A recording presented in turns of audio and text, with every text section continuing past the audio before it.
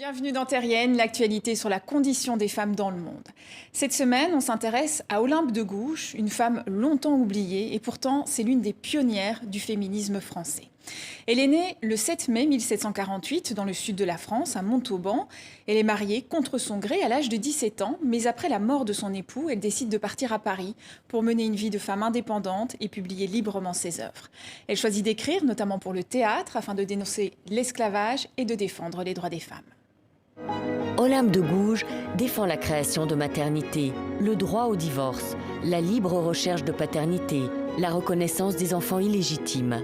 Elle appelle à la création d'un impôt patriotique, défend l'idée d'une monarchie constitutionnelle et propose d'ambitieuses réformes sociales. La Révolution est l'occasion de s'imposer dans le débat d'idées. Olympe de Gouges dénonce l'exclusion des femmes de la Déclaration des droits de l'homme et du citoyen. En 1791, elle publie la Déclaration des droits de la femme et de la citoyenne qu'elle adresse directement à Marie-Antoinette. Progressiste, Olympe de Gouges appartient au courant modéré des Girondins. Défavorable au procès de Louis XVI, elle propose son aide pour la défense du roi. Le 2 novembre 1793, elle est convoquée devant un tribunal après avoir pris position contre Robespierre et Marat. Elle est guillotinée le lendemain. Olympe de Gouges est intervenue plusieurs fois à l'Assemblée nationale, mais si au début de la Révolution, les femmes ont été entendues, cela n'a plus été le cas sous la Terreur. La révolution la plus dure, celle de l'an 2, a été vraiment très misogyne.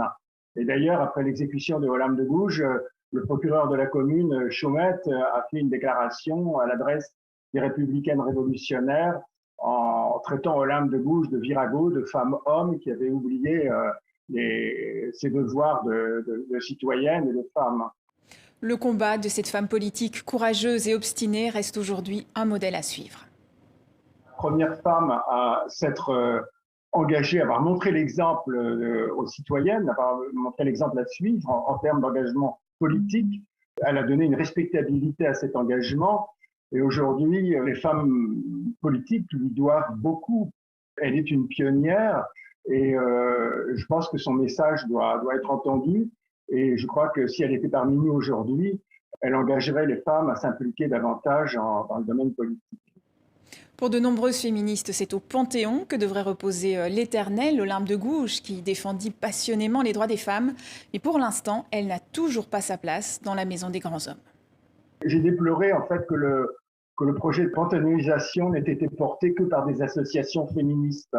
En réalité, il faut que les hommes portent ce projet-là. Il faut que d'autres associations de défense des droits des minorités portent aussi ce projet.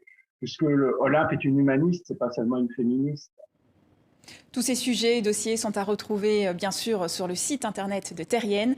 Excellente suite de programmes à vous sur TV5 Monde.